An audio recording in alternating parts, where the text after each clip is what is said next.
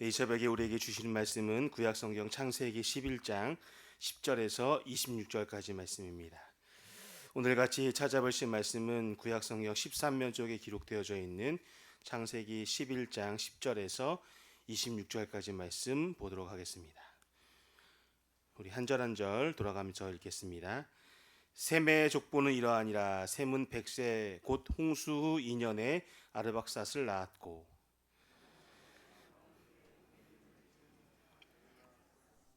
아르박삿은 35세에 셀라를 낳았고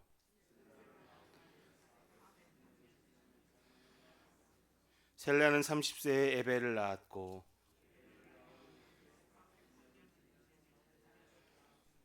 에벨은 34세에 벨렉을 낳았고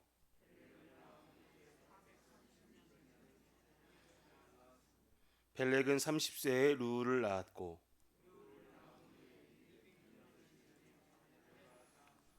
누는 32세에 수룩을 낳았고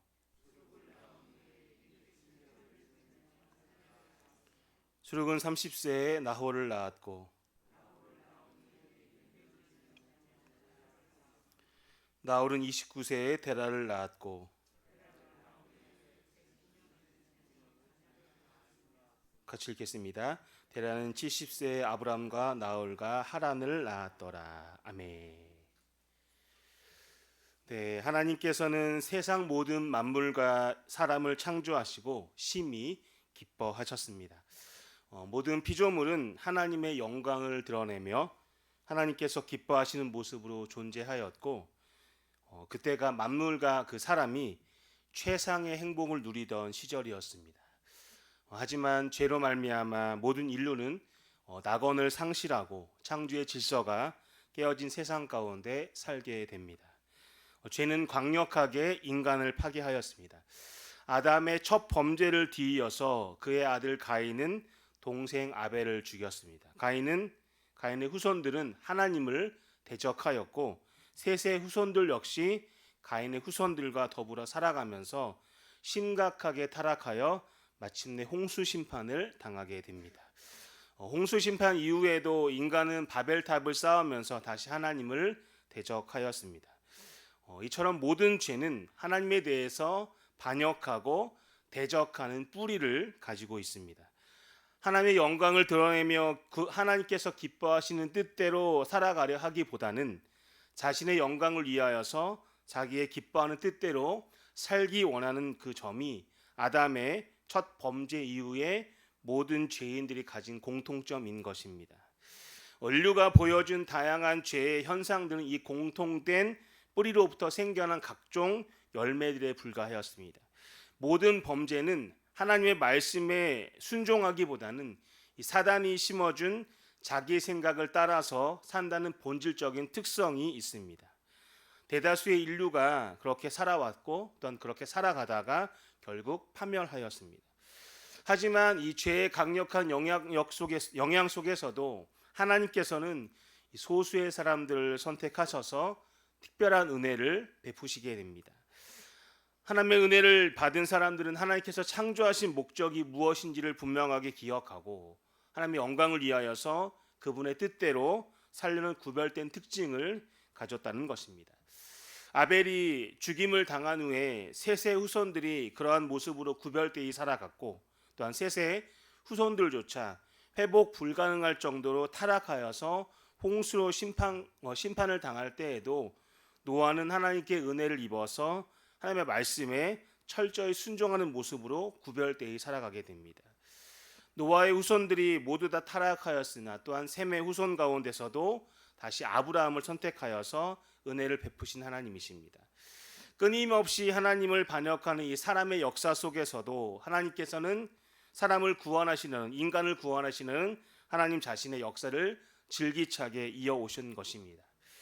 오늘 우리가 같이 읽은 본문 창세기 11장 10절에서 26절은 하나님께서 선택하신 셈의 후손들을 소개하는 내용입니다.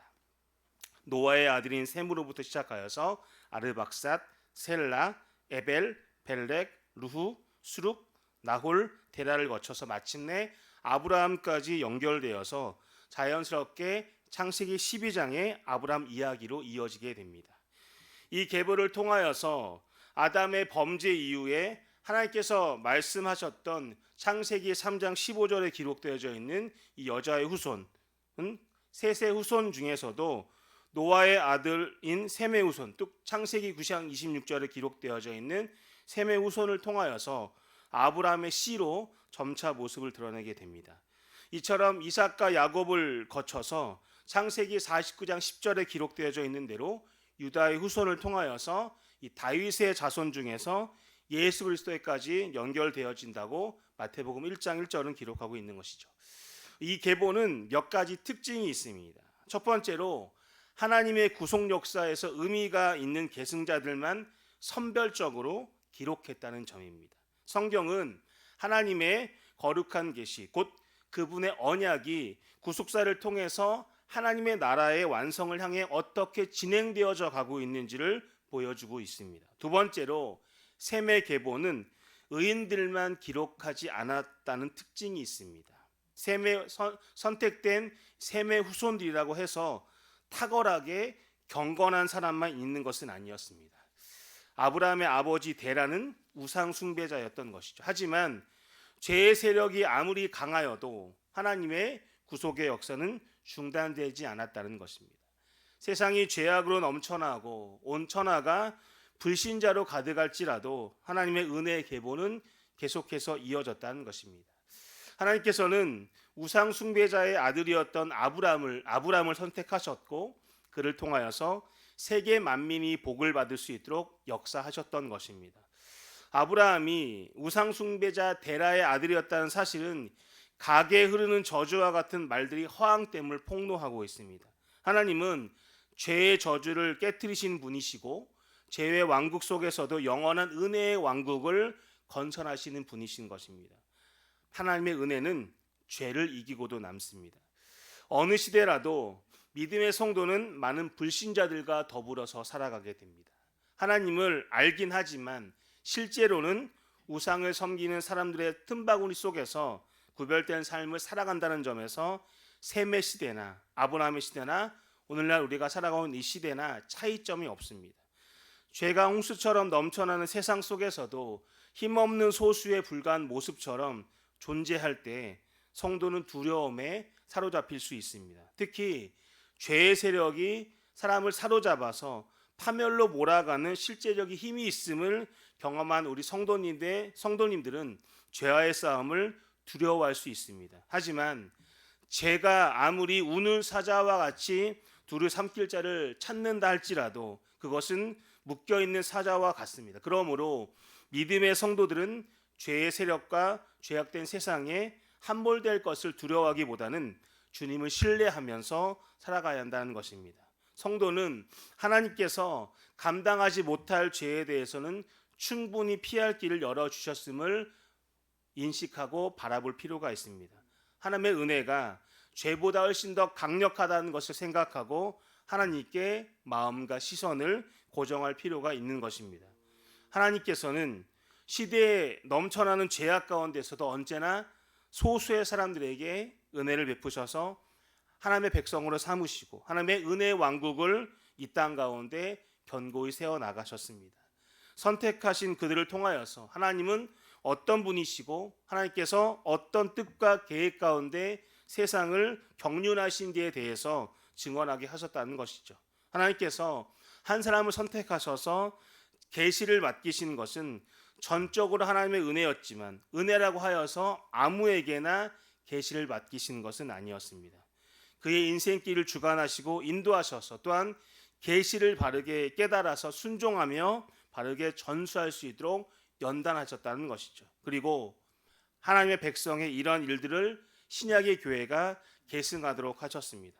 오늘날에도 교회는 셈과 아브라함의 때처럼 불신 세상 한가운데 소수로 서 있습니다. 하나님을 섬긴다고 하지만 실제로 우상 숭배하는 거짓된 교회들 속에서 참된 교회는 우리 주님의 나라를 바르게 드러내야 할 사명을 가졌다는 것입니다. 이제 믿음의 조상들의 이야기를 통하여서 하나님을 신뢰하는 구별된 삶을 통하여서 하나님과 그분의 은혜의 왕국이 어떻게 드러나게 되는지를 배우고 잘 실천하는 가운데 하나님의 영광이 우리 성도님의 삶 가운데 드러나기를 주님의 이름으로 축복합니다.